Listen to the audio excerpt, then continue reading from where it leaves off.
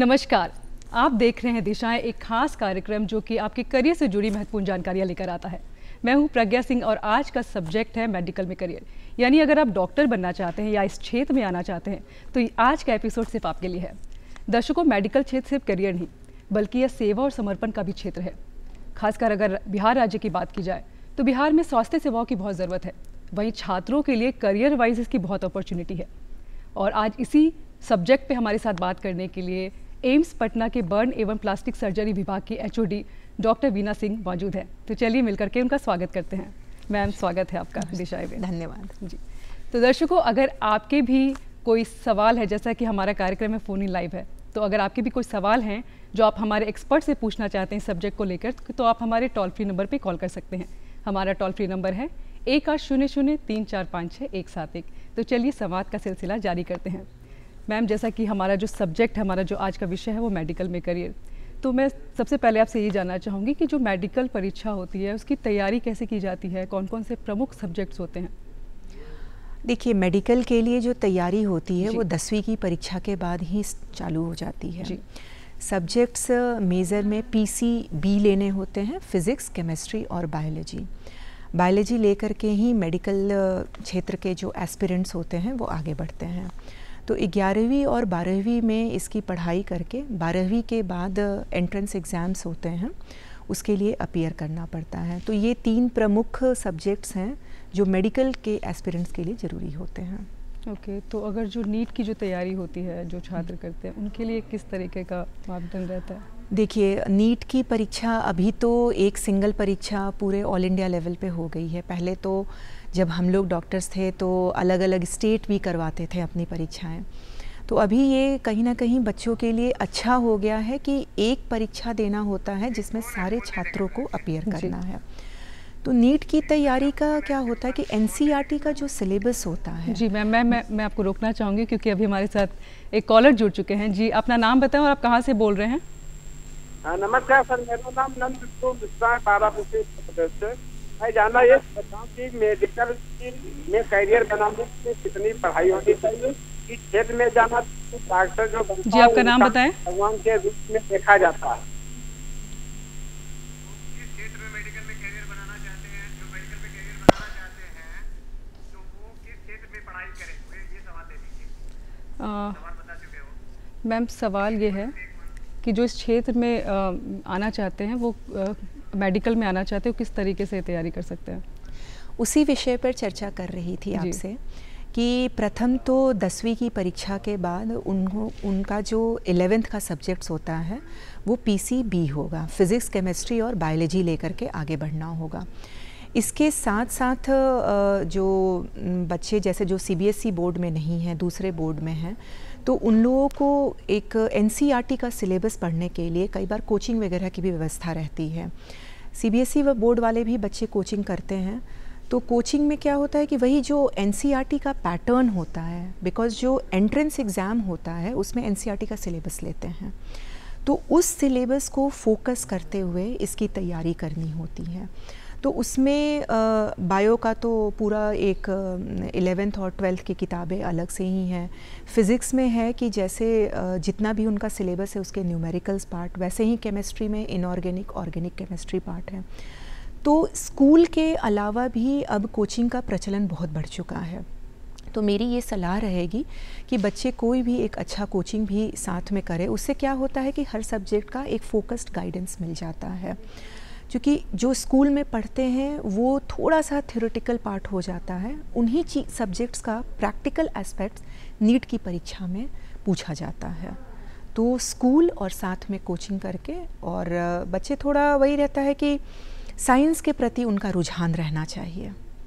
और जो बच्चे स्वयं से मेडिकल फील्ड के लिए आगे बढ़ते हैं उनमें से ज़्यादातर इसमें कामयाब होते हैं, ऐसा देखा गया है। तो परीक्षा की तैयारी के दौरान एक बहुत महत्वपूर्ण विषय है कि अगर बच्चे का ना इच्छा हो मेडिकल में जाने के लिए तो माता पिता, अभिभावक उस पर प्रेशर ना डालें। ये बहुत बड़ी बात है मैम। जो अभिभावक भी हैं, जो अगर ज़बरदस्ती जो जाते हैं बच्चे, शायद उन्हें ऐसा नहीं करना चाहिए। और साइंस ऐसा सब्जेक्ट है, जैसा हम बात कर रहे थे मैम कि कोचिंग करनी चाहिए, आप कोचिंग और सेल्फ स्टडी करके इसमें आप सफल हो सकते हैं। लेकिन वहीं अगर ग्रामीण क्षेत्रों की बात की जाए तो वहाँ के जो बच्चे होते हैं उन्हें काफ़ी चुनौतियों का सामना करना पड़ता है, तो उनके लिए क्या कुछ कहना चाहेंगी, वो कैसे इसमें सफल हो? तो जो मैंने अपने बिहार में देखा है कि ग्रामीण क्षेत्र के बच्चे 10वीं की परीक्षा के बाद शहर में ही आ जाते हैं, पटना या फिर ऐसे ही जो बिहार के दूसरे शहर हैं उन शहरी क्षेत्रों में आ कर के हॉस्टल में रहते हैं, वहीं पर स्कूल में एडमिशन भी लेते हैं और साथ में किसी कोचिंग से भी अटैच्ड हो जाते हैं और सेल्फ स्टडी भी करते रहते हैं।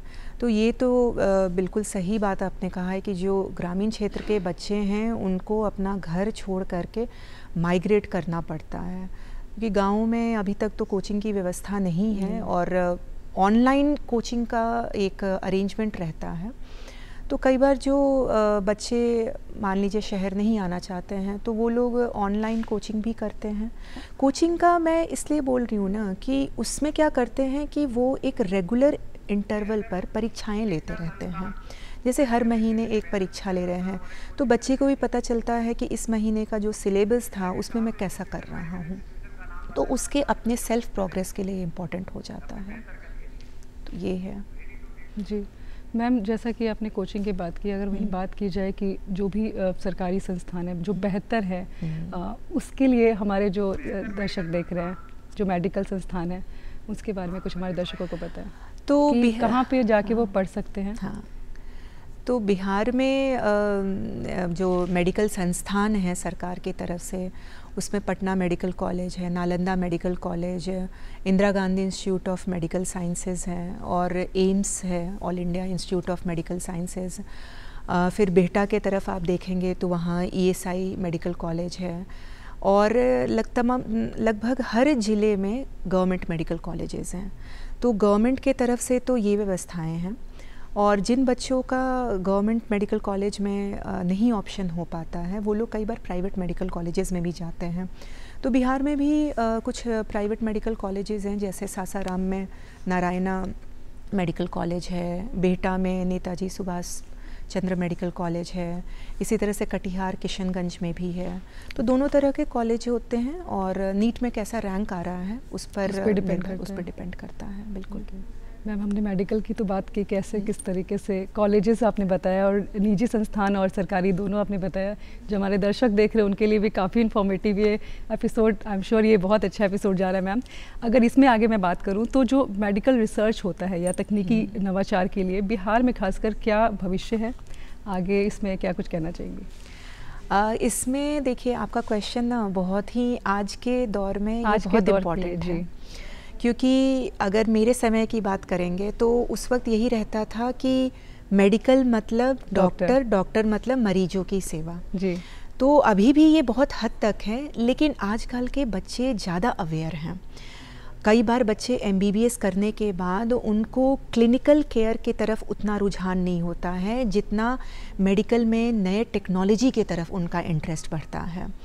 तो वो लोग कई बार IIT के साथ मिलकर के रिसर्च करने के लिए चले जाते हैं, जैसे कोई मेडिकल दवा से या मेडिकल टेक्नोलॉजी से या उस साइंस में कोई पर्टिकुलर क्षेत्र में कैसा अभी रिसर्च चल रहा है, AI पे लोग करने, AI इन मेडिकल फील्ड, आर्टिफिशियल इंटेलिजेंस इन मेडिकल फील्ड, हाँ, इन सब चीज़ों पर, रोबोटिक्स इन मेडिकल फील्ड कैसा काम कर रहे हैं।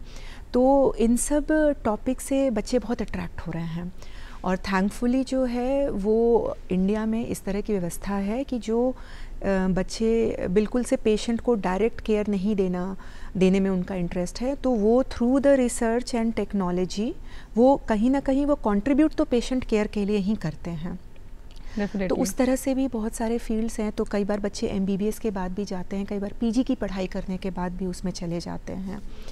तो इस तरह से उनके अपने इंटरेस्ट रहते हैं। तो अब आज के दौर में ये तो बहुत निश्चित हो चुका है कि मेडिकल मतलब ये कोई ज़रूरी नहीं है कि पेशेंट को ही देखना है सीधे, तो हर तरह का अपॉर्चुनिटीज़ आ चुके हैं बच्चों के लिए। ये है वो इनोवेशन की तरफ भी जा सकते हैं, रिसर्च की तरफ भी जा सकते हैं। बिल्कुल मैम, जैसा कि हम ये जो मेडिकल फील्ड है उसमें काफ़ी सारी अभी अपॉर्चुनिटीज़ भी आई है, काफ़ी नए फील्ड आ चुके हैं रिसर्च से लेकर हर तरीके का। अगर बात की जाए जो छात्र हैं, बहुत प्रेशर रहता है, बहुत आजकल खासकर मेंटल प्रेशर बहुत रहता है। तो आपका बहुत सालों से इस क्षेत्र में एक्सपीरियंस है, आपने भी तैयारी की, तो किस तरीके से तैयारी करती थी? उन छात्रों को बहुत राहत मिलेगी क्योंकि समझ नहीं पाते छात्र कि किस तरीके से वो इसको उसको अच्छे से कर पाएँ, तो उसके लिए क्या कुछ टिप्स देना चाहिए? ये ऐसा प्रश्न है ना जिसके बारे में मैं अपने अनुभव भी साझा करना चाहूँगी और बहुत ज़रूरी है क्योंकि वो जो 2 साल का समय होता है 11वीं और 12वीं, वो बहुत क्रूशियल होता है। तो बच्चों से सबसे पहला मेरा ये निवेदन है कि अगर आप बिल्कुल निश्चिंत हैं कि मुझे मेडिकल में ही जाना है, तो आप डे 1 से इसकी तैयारी शुरू करें। और तैयारी में करना कुछ नहीं है, जो भी आप पढ़ रहे हैं उसको एक थोड़ा लिख लिया कीजिए। लिख करके एक निरंतर अभ्यास, मतलब रिवीजन्स की ज़रूरत होती है। मेडिकल फील्ड की जो तैयारी होती है और बाद में भी जब MBBS में कोर्स जैसा होता है वो बहुत वास्ट होता है, तो एक बार या 2 बार पढ़ने से चीज़ें नहीं याद रहती हैं, तो उसको कॉन्टिन्यूअस रिवीजन की ज़रूरत है। तो पहले तो ये कॉन्टिन्यूअस रिवीजन की बात करते हैं। उसके बाद क्या होता है कि एक टाइम मैनेजमेंट बहुत इम्पॉर्टेंट चीज़ है, क्योंकि ऐसा नहीं है कि जीवन में सिर्फ पढ़ाई ही है। आपको अपने पढ़ाई के साथ अपने स्पोर्ट्स का भी ध्यान रखना है, अपना कोई एक्सरसाइज रेजिम है तो उसका भी ध्यान रखना है, वो इक्वली इम्पॉर्टेंट है। अगर आप फिज़िकली फ़िट रहेंगे, बिलीव मी, आपके हैप्पी हार्मोन्स रिलीज़ होते हैं और वो आपको आपकी पढ़ाई की तरफ कॉन्सेंट्रेटेड फोकस्ड रखते हैं। तरीके से बच्चे अपने आप को तैयार रखें और स्ट्रेस ना लें, उसके लिए आप बता रही थी, तो उसमें आगे क्या कुछ कहना चाहेंगी? तो उसमें मैं यही बता रही थी कि बच्चों को ये ध्यान रखना चाहिए कि पढ़ाई के साथ जो है एक रिक्रिएशनल एक्टिविटी बहुत इम्पॉर्टेंट है। ऐसा नहीं हो कि 2 साल बिल्कुल वो पढ़ाई पर समर्पित हो जाए, वो पढ़ाई अच्छी नहीं होती है। मैं उन बच्चों के लिए बता रही हूँ जो केवल सुबह से रात पढ़ते हैं। आप 8 से 10 घंटे की पढ़ाई कीजिए, लेकिन 2-4 घंटे आप ज़रूर अपने रिक्रिएशनल एक्टिविटीज़ के लिए रखिए। उससे क्या होगा, आपका कंसंट्रेशन अच्छा बनेगा, आपको किसी भी तरह की डिप्रेसिव फीलिंग्स आएगी तो उससे दूर रखेगा, क्योंकि कोई भी एक्सरसाइज रिक्रिएशनल एक्टिविटीज़ करने से जो हमारा डोपामीन और एंडोर्फिन्स होते हैं, जिनको हम हैप्पी हार्मोन्स बोलते हैं, वो रिलीज़ होते हैं। तो वो अपने मेंटल वेलबींग के लिए बहुत अच्छा होता है। तो मेंटल वेलबींग ठीक रहेगा तो हमारा फिजिकल भी ठीक रहेगा। तो दोनों का के लिए इम्पोर्टेंट है कि पढ़ाई के साथ स्पोर्ट्स जरूर ध्यान दें। बिल्कुल ज़रूरी है।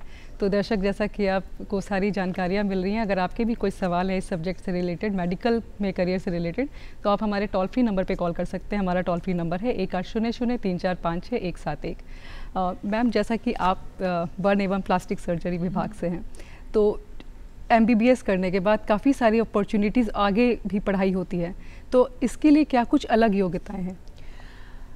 इसके लिए मैं बताती हूँ कि MBBS हमारा अंडर ग्रेजुएशन कोर्स होता है। उसके बाद स्पेशलिस्ट बनने के लिए PG की पढ़ाई करनी होती है। तो PG जैसे आपने सुना होगा कि मेडिसिन, सर्जरी हो गया, पीडियाट्रिक्स हो गए, गायनी हो गए, आई की ब्रांचेस, तो ये MS या MD, अगर सर्जिकल डिसिप्लिन्स हैं तो MS का डिग्री मिलता है, और अगर मेडिकल डिसिप्लिन्स हैं तो MD का।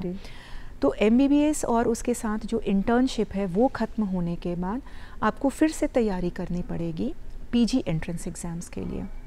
तो वो भी नीट PG होता है, नीट SS होता है, सुपर स्पेशलिटी भी। जैसे ये PG जो होता है वो MD-MS हो गया। इसके बाद अब हो गई सुपर स्पेशलिटी की तैयारी, MCH और DM। मतलब MCH plastic surgery, cardiac surgery, neuro surgery, ये सारे जनरल सर्जरी करने के बाद MCH निकलते हैं। ऐसे ही मेडिसिन, पीडियाट्रिक्स करने के बाद DM निकलते हैं। तो PG हो गया स्पेशलिटी और MCH DM हो गया सुपर स्पेशलिटी। तो हर लेवल पर एक एंट्रेंस एग्ज़ाम है। अभी थैंकफुली कुछ कॉलेजेस ने 6 साल का कोर्स MBBS के बाद देना शुरू किया है, तो उसमें MS और MCH 3-3 साल का दोनों को क्लब कर दिया है, टोटल 6 साल। तो वो बीच में एक और एंट्रेंस एग्ज़ाम देने की ज़रूरत नहीं पड़ती है। तो अगर MBBS को आपने एज अ कोर्स चुना है तो उसके बाद आगे भी परीक्षाओं के लिए तैयार रहना पड़ेगा। बिल्कुल मैम, इसी के साथ आज हमारे फिर से एक कॉलर जुड़ चुके हैं। जी, अपना नाम बताएं और कहाँ से बोल रहे हैं? जी, आपका नाम बताएं और आप कहाँ से बोल रहे हैं? हेलो जी, हेलो, आप अपना नाम बताएं। Doctor Veena Singh madam, good evening. Madam ये बताइए, अब तो क्या है, नीट एग्जाम का 1 महीना बचा है एक्चुअली।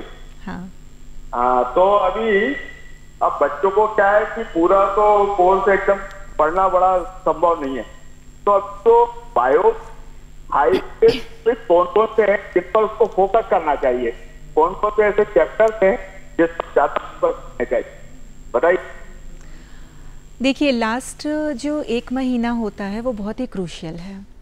मैं सबसे पहले तो ये कहूँगी कि कुछ नया पढ़ने की इस लास्ट 1 महीने में ज़रूरत नहीं है। जो पिछले 2 वर्षों में पढ़ा है उसी का अच्छे से रिवीजन चाहिए। और बच्चों को ये चीज़ ज़रूर बताइएगा कि उन्हें ऐसी भावना मन में आएगी कि जो 11वीं में पढ़ा था वो बिल्कुल भूल चुके हैं। कभी भी सिलेबस कंप्लीट नहीं होता है और चीज़ें याद नहीं हैं मुझे, तो बच्चे ऐसे में केस में नर्वस होने लगते हैं। उनको बताइएगा ये नॉर्मल है, ये पूरे मेडिकल फील्ड में ये नॉर्मल है। सिलेबस कभी पूरा कंप्लीट नहीं होगा। ऐसा लगेगा कि जब हम एग्ज़ाम में जाएंगे तो मुझे कुछ भी रिकॉल नहीं होगा और मैं बहुत आसान सवालों के जवाब अचानक से मेरे दिमाग में नहीं आ रहे हैं। तो इस तरह के जो भावनाएं होती हैं वो जैसे जैसे परीक्षा नज़दीक आएगी वो इस सारी भावनाएं हावी होंगी। तो ऐसे में बच्चे अपना बिल्कुल दिमाग स्थिर रखें, जो पहले का पढ़ा हुआ है उसको रिवीजन करें। ये मनन करना बहुत ज़रूरी होता है और मनन ऐसा करना है कि रात में जो पढ़ा था उसको सुबह में ज़रूर 15 मिनट में थोड़ा सा देख लेंगे पिछले दिन का पढ़ाई। और अगर दिन भर में जो पढ़ा वो रात में सोने से पहले आधे घंटे पहले पढ़ाई बंद करके आधा घंटा बैठ करके सिर्फ सुबह से शाम वाली पढ़ाई के बारे में सोचेंगे। तो ये रिटेंशन करने के लिए ये वाला टाइम बहुत इम्पॉर्टेंट है कि अगर मुझे रात के 10 बजे तक पढ़ना है तो 9:30 बजे मैं पढ़ाई बंद करके सिर्फ आधे घंटे क्या पढ़ा है वो सोचूंगी। और कुछ इम्पॉर्टेंट पॉइंट्स थोड़े लिख लेने होते हैं, बस उनको परीक्षा के 1 दिन पहले भी कि ये वाला चीज़, कुछ फार्मूलाज होते हैं, कुछ वैल्यूज़ होते हैं, वो चीज़ें बिल्कुल 1 या 2 दिन पहले नहीं देखने पे ध्यान नहीं रहता है, तो उनको लास्ट मोमेंट के लिए रख लेंगे। तो स्ट्रेटजी बना करके इस तरह से पढ़ाई करें। मैंने जैसे बोला ना कि 70% सिलेबस ऐसा होगा जो मस्ट नो है, उससे अगर कोई सवाल आ जाए तो छूटना नहीं चाहिए। नेक्स्ट 20% मेरे पास ऑप्शन है, अगर समय मिलता है तो मैं देख लेती हूँ, उससे अगर मैंने सवाल अटेम्प्ट कर दिया तो बहुत बढ़िया।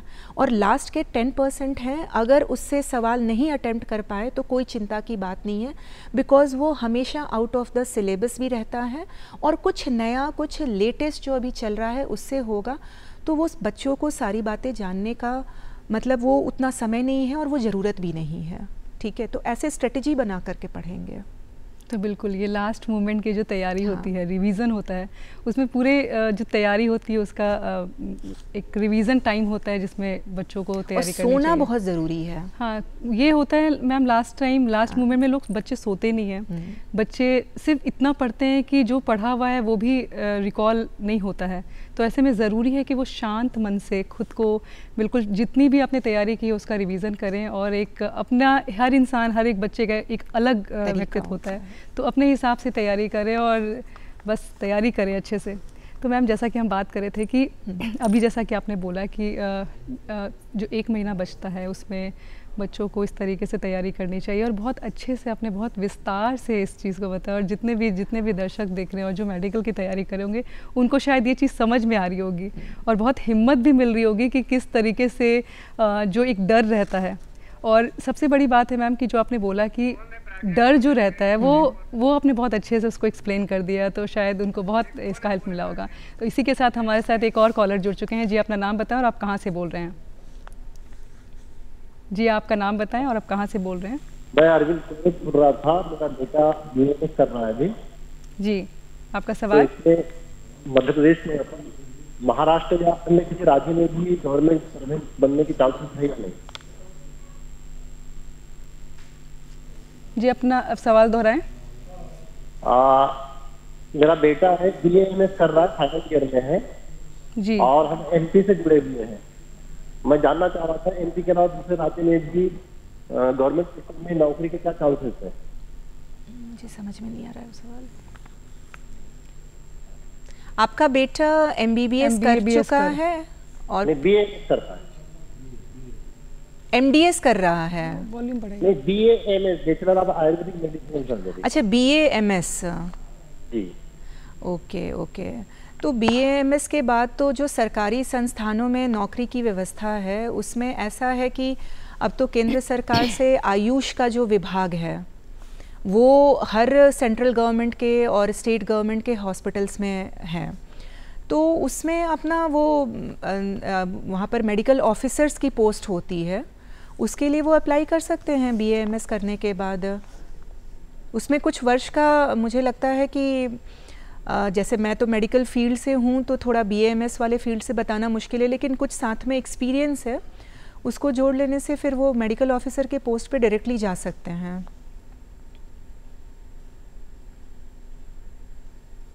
जी, आई होप आपको आपके सवाल का जवाब मिल गया होगा। अभी हमारे साथ एक और कॉलर जुड़ चुके हैं। जी, आपका नाम बताएं और आप कहाँ से।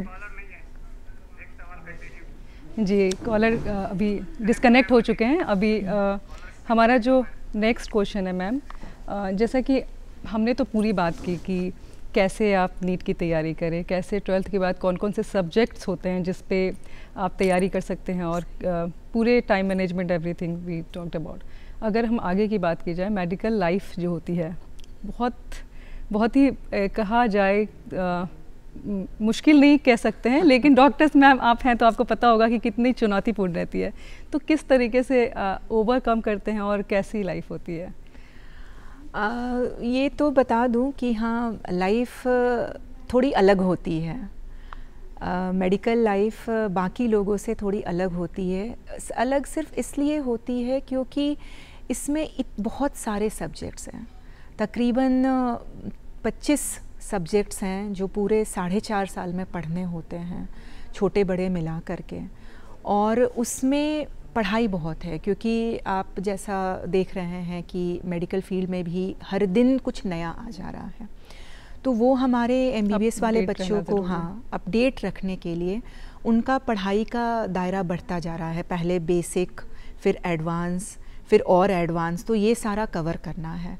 तो जो बच्चे मेडिकल लाइफ में आने के लिए सोच रहे हैं उनके लिए मतलब ये अच्छी बात है कि ठीक है आपको मेहनत बहुत करनी है, लेकिन तब है कि आपको सबसे ज़्यादा नॉलेज भी रहेगा।